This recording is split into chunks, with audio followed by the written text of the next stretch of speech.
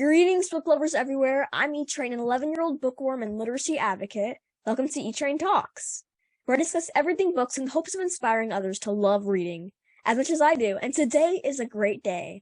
Strike that, today is an absolutely, positively, undeniably amazing day. Why do you ask?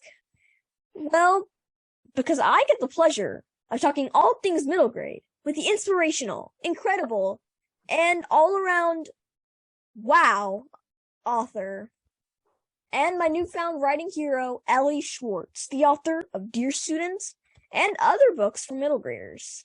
So, through my intense research and going through the matrix and using binary code, I scoured the internet, all the sources in the world, and here's what I found out about Elly. So, she loves writing for kids, which is evident considering how much I loved her new book, Dear Students, and how much I want to read her other books. She's a fan of Twizzlers. I mean, who isn't? I'm not the hugest fan, but I know a lot of people who are diehard fans. The twisted version of Red Vines, for those who don't know.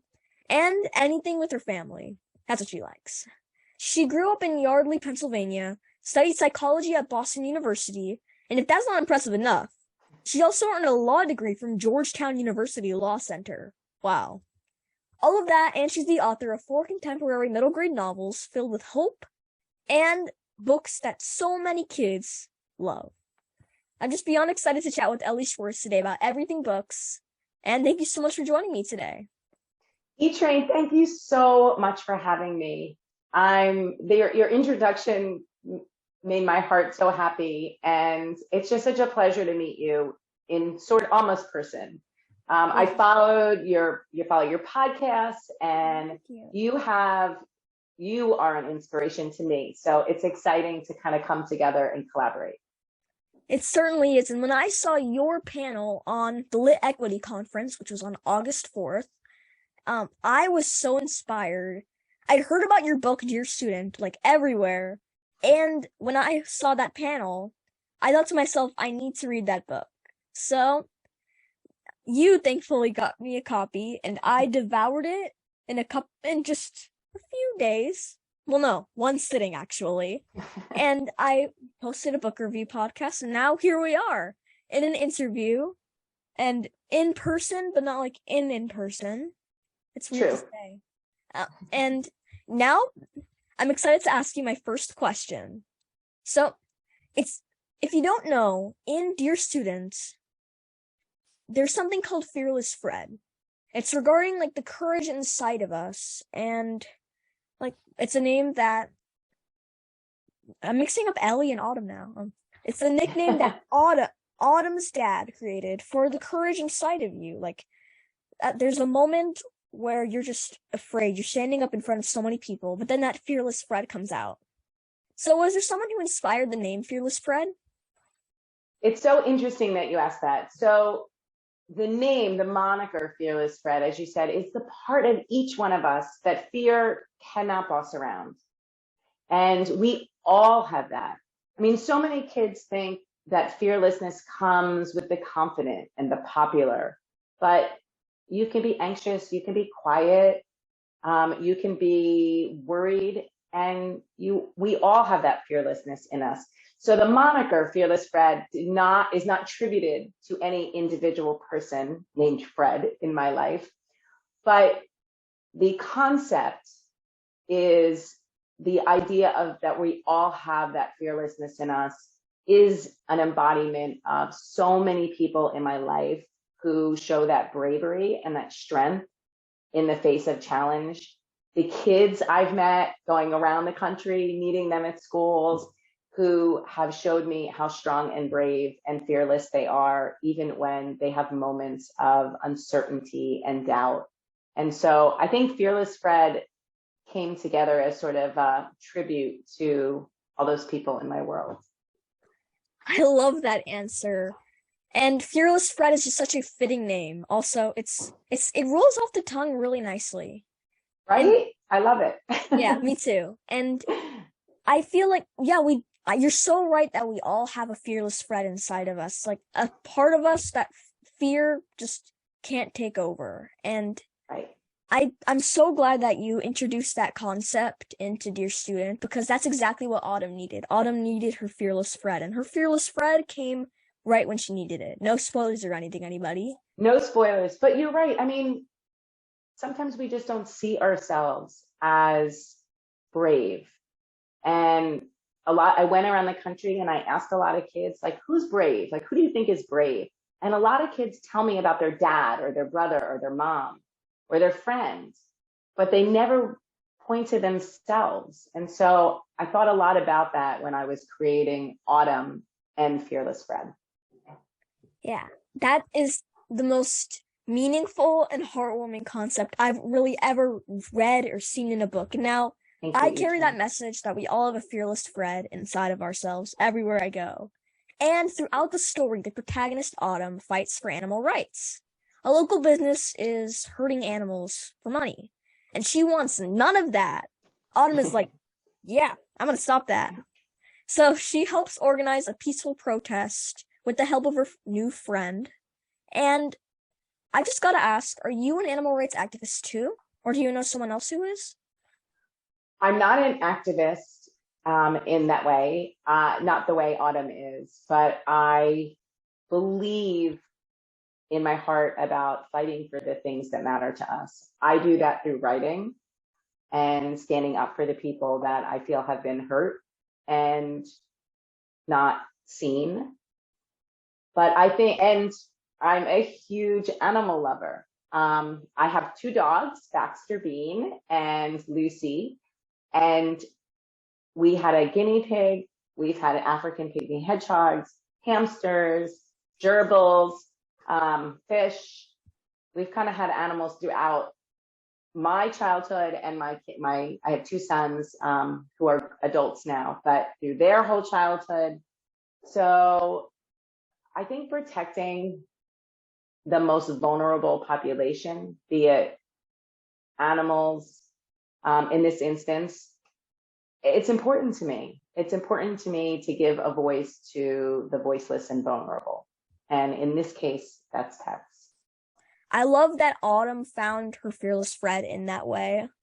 And I'm so glad that you use writing to share that message because, like social media, writing is kind of a way to tell the entire world, inspire the entire world, and motivate the entire world. So I'm so glad that you added that into Dear Student. And I was really impressed and intrigued when I discovered that you majored in psychology and graduated from law school. You must be very committed and a very dedicated person. So can you share I wake up early. Can you share a little bit about your journey into those two fields of study and how they influenced your writing at all? Sure. So as you shared, I was a psychology major at BU. I've always been super curious. I was a super curious kid. I was the why kid. Well, why? Why? I mean, I just never was, my curiosity was never really satiated. And I was always curious about why we do things, what motivates people, how the mind-body connection, and psychology just really interests me. So I majored in it. I loved it. And then I went to Georgetown to law school. I loved law school. I loved the nuances of the law. I practiced. I was a litigator for a bit. I taught legal research and writing for a while. I wrote law books. And I think whether it's through law or psychology or the books I write, it's all about story. It's all, when psychology is the story of your life, right? Or the lives of the people you meet, sort of understanding their heart and their mind. Law and cases are all about the stories of other people's lives and what has impacted those and sort of righting the wrongs. And then the stories I write are fictitious, but they're also what motivates people, what touches their heart, what impacts their journey. So I think that they all kind of inform each other. I think the legal aspect of me is the part of me that fights for those rights that we were talking about and wants to give a voice to the voiceless and the unseen, whether it's pets or mental health issues that are represented in the books, the kids who feel unseen. So I feel like and the psychology, I just feel like I learned to understand and be more insightful and empathetic and compassionate about what people are going through, and that you may not be able to always judge a book by its cover, right? Like you might not see how people are hurting inside. And I think that has been something that has really informed a lot of the decisions I make and the way I sort of go about my life in the world. Elly is full of great answers today. Thank you, E-Train. Now, would you want to be a psychologist or lawyer if you weren't an author? Yeah, I mean, I am a lawyer and I did practice. So I love the law. I don't love litigation. My husband is a litigator. He's great at it. So that was not the right path for me. But I do love the law and I did love being a lawyer. It just wasn't where my passion was. Being a psychologist, maybe. I mean, that would have been a path I think I would have really enjoyed. I do, my friends and I confide in each other and talk through strategies and how to and resources and tools in our toolbox and how to navigate the world. I like that. It interests me, and I like helping people. So I think a psychologist would have been something that would interest me. You know what else, E-Train, that I really is on my bucket list? I don't know if it will ever happen, but I really want to be like the voice of an animated character in a movie or TV show. That's cool. It's so weird. It like seeing some actors when they're not animated characters, it's so weird. Like you can't fit their voices in the in those movies with like them in real life. Right. I get that. I voiced the main character in a book trailer, and it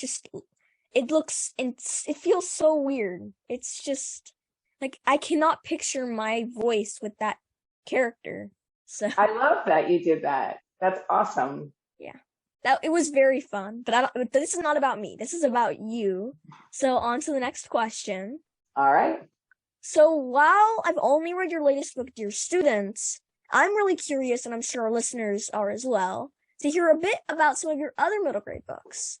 Are there certain themes you often portray in these reads, or are there little tidbits that you want to share with us about them? Sure, I'll give you a few tidbits, and I think there is a theme, not intentionally. I just think that's what motivates me, and that's like where my heart is. So Finding Perfect was my debut, and E-Train, I don't know if you know this, but it took 15 years for me to get published. Finding Perfect was my first book that came out, but it was the 5th book I wrote.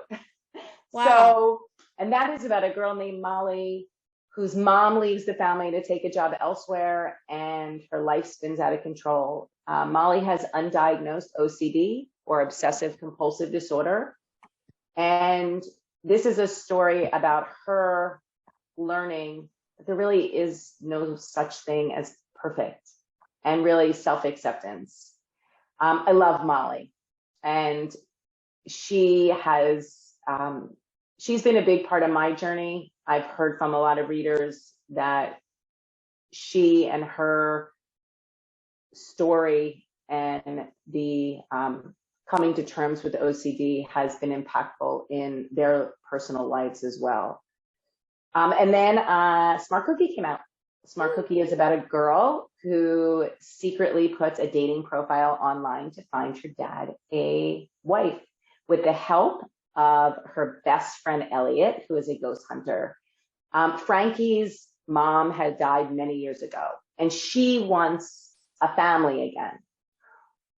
This story is about her realizing that family is more than just the people that you grow up with or share a name. It's all the people in your herd. It's all the people who've got your back. That sometimes it's found family. So, and that like Frankie, my mom died young. And so I connect with her in a lot of ways in terms of, realizing that there are a lot of people in your world who are your family. So that was Frankie, but she's a hot ticket. And her and Elliot are a good pair. And there is a ghost story in that. And then there's, Dear Student. Is that the next one? Oh, no, Give and Take. About Maggie, who so many books she forgets which one is next. Maggie's grandmother had dementia, so she was forgetful, sometimes about keys and glasses. One time she forgot that she loved chocolate donuts. I mean, who forgets they love chocolate donuts? And then one time she forgot Maggie. Maggie has a hard time letting go of people and things. She doesn't want to forget, and she doesn't want to be forgotten. And so when her family takes in a foster baby named Izzy, she has a really hard time saying goodbye.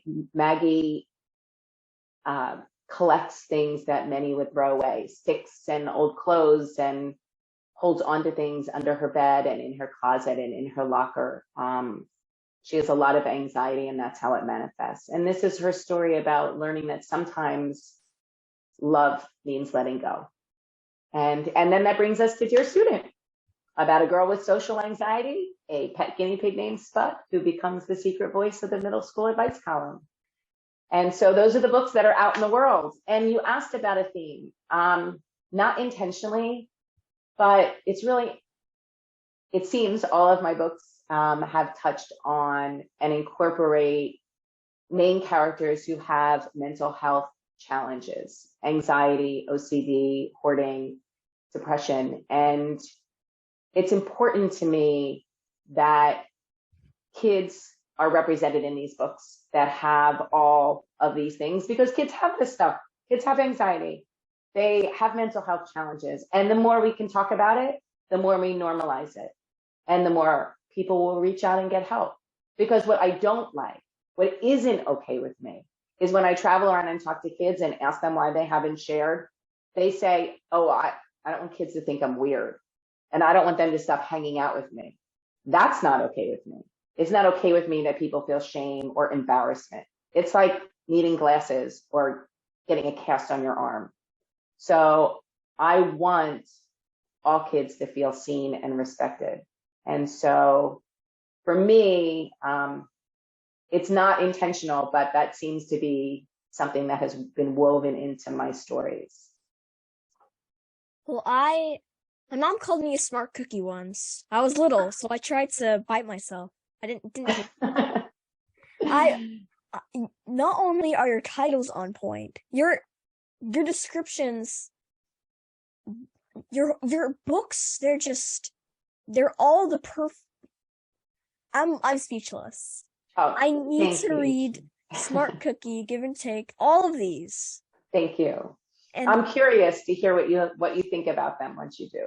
I know I'm going to love them, and all of my listeners are going to love them as well, because you all need to read Dear Students. You need to read all of Elly's books, because they tackle such important topics, and they remind us that we need to normalize anxiety. We need to end the stigmas, because anxiety isn't some big one-person problem. Everybody, a lot of people have it.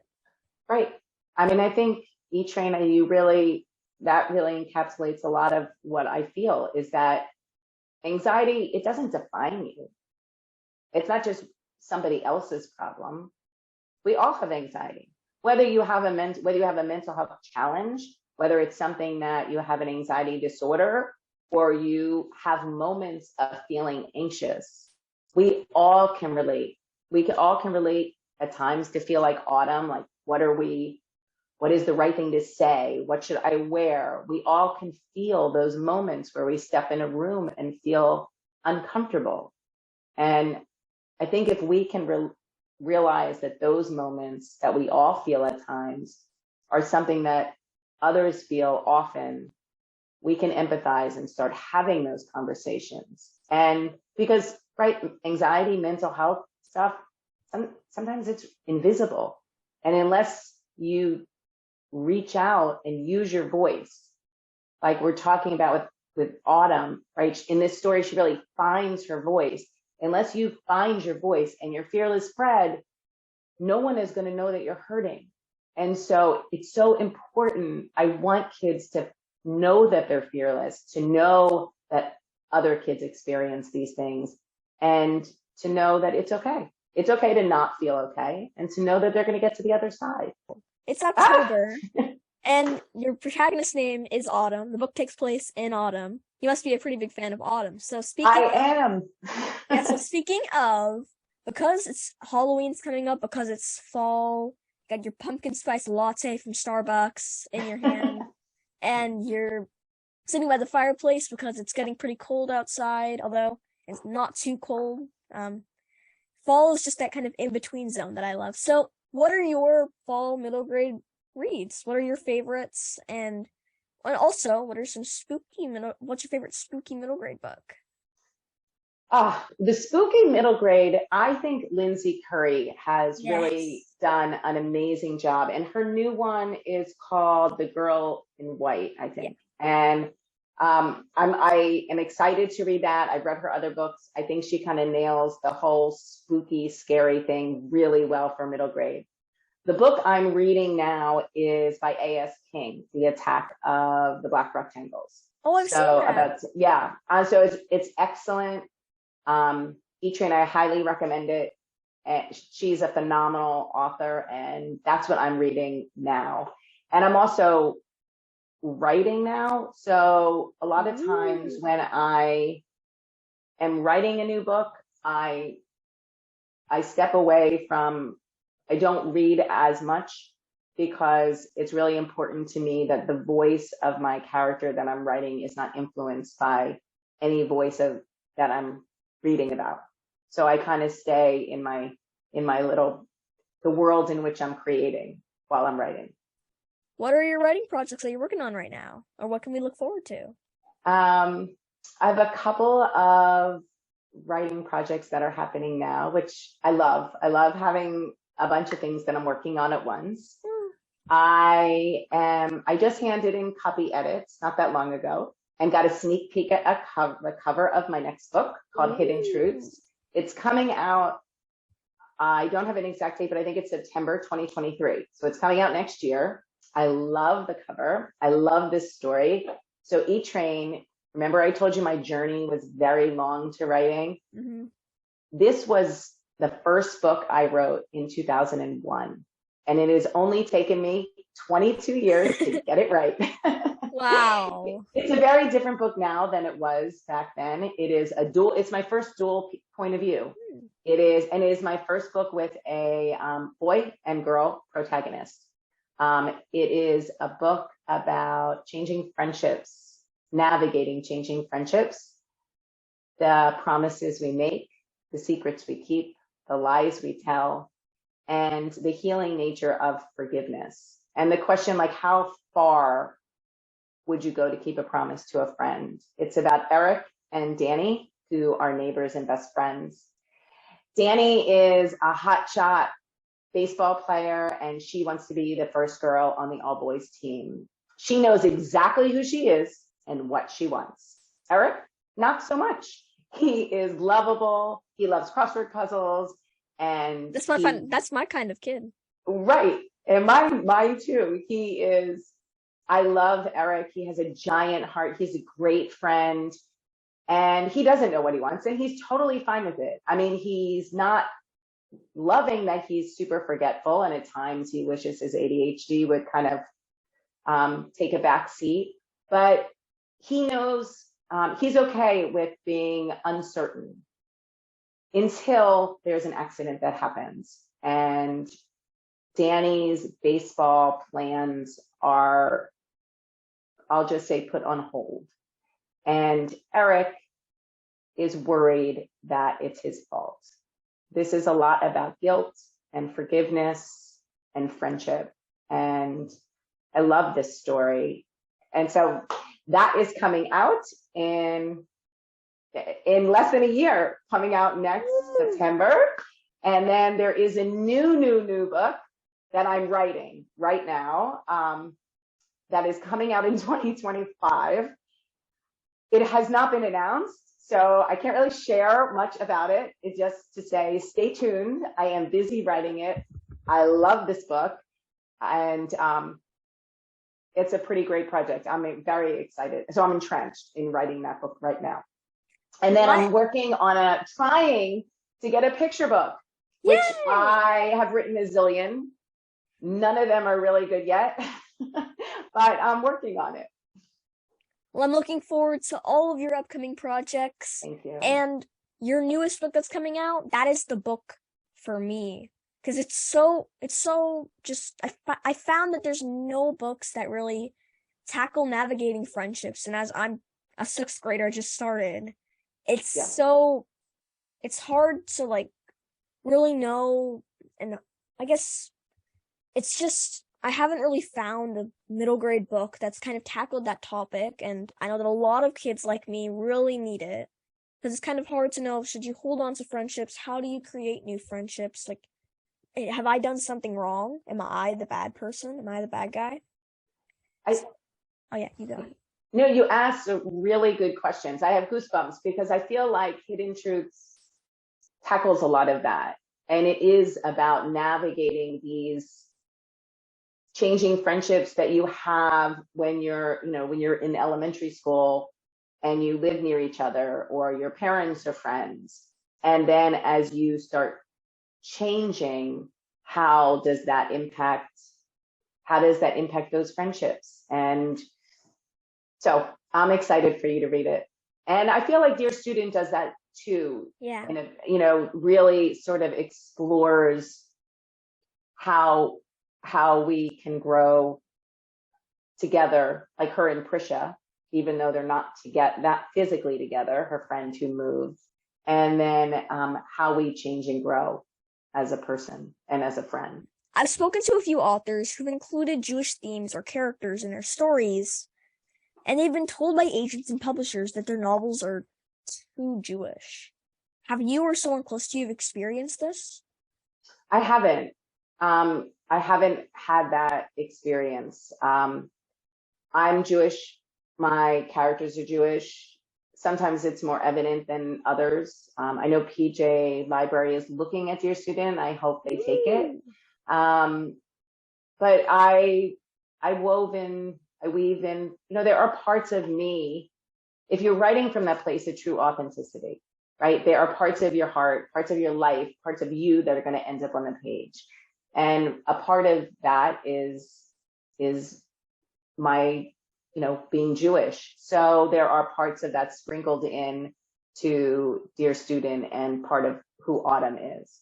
But I have not had that. I've had, I've worked with great people, and I've had acceptance in terms of the way I go about sharing, in this instance, Autumn's Jewishness. So I find it extremely difficult to just sit and write. Like, I have an idea, but then after like 20 minutes, I'm like, okay, I'm just gonna stop writing for now. It's just so hard to focus sometimes and stay focused on one idea. So how do you just focus on writing and keep on typing away? Great question. First of all, I would say it's really important to be kind to yourself in writing and in life. You're going to have moments where you get stuck. You're going to have moments where you read it back and you're like, oof, eek, that's terrible. You're going to have moments of doubt. You got to turn off the internal editor and just allow yourself the freedom and brain space to move forward. So that brings me to how I get my brain space, because when my mind is filled with to-dos and shoulds, I can't write anything. So I'll go for a walk. I'll walk my dogs.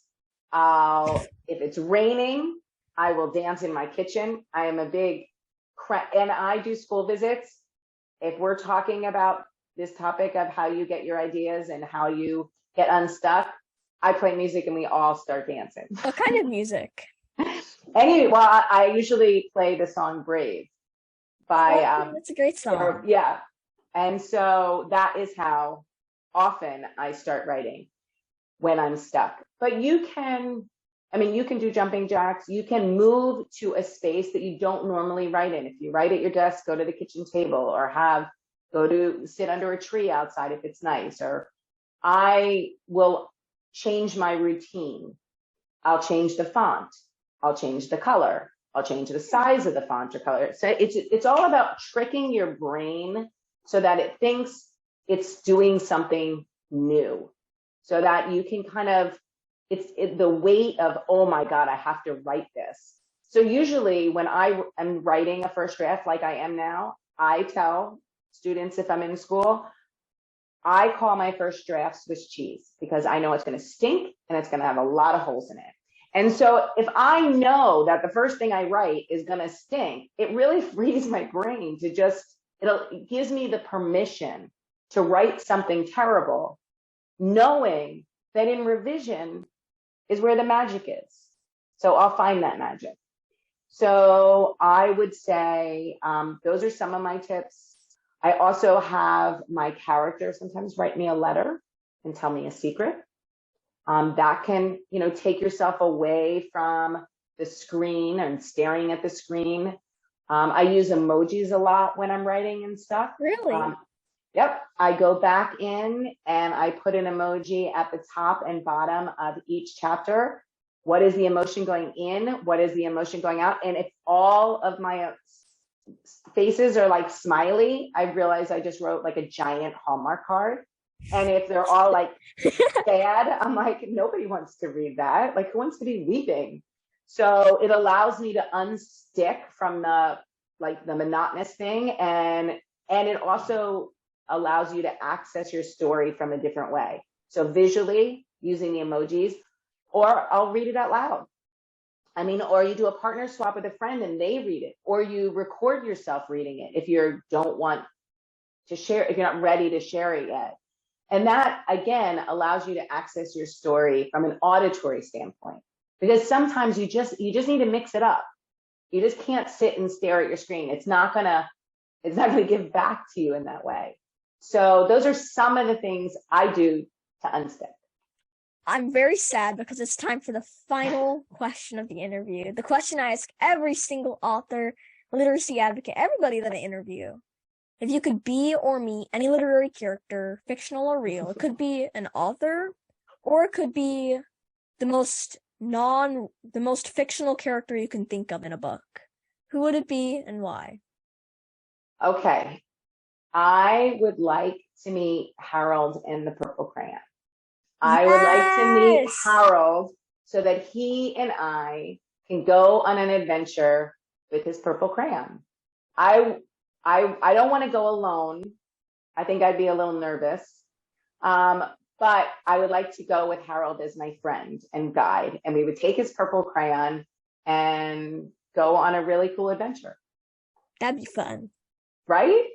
You can come with us, E-Train. All right, I'll pack my bags. And I just gotta say, your answers have been so inspiring, just wonderful, and I'm gonna definitely use your bookish ideas in my writing. And thank you so much for joining me today, Elly. I'm so honored and so happy you could share your writing journey and your amazing books on E-Train Talks. You've been a huge supporter of my podcast, and that makes it even more special to talk with you. I'm looking forward to reading more of your meaningful reads and seeing what you do next. So I hope you'll come back and chat again. We'll call it Elly the Sequel. Thank you so much for having me, E-Train. This has been absolutely wonderful and so much fun. And yes, I will definitely be back. Yay! It's been a blast for me as well. I've learned so much, and everybody, I've talked to the wonderful Elly Swartz of E-Train Talk. And Elly Swartz is the author of Dear Students, the book that the world needs to read. I'll say it again. The world needs to read it. So go find yourself a copy, and you'll see why. On that page 1, you're already going to be hooked. I was. And until next time, stay safe, keep reading, and I'll see you in the next one. Bye.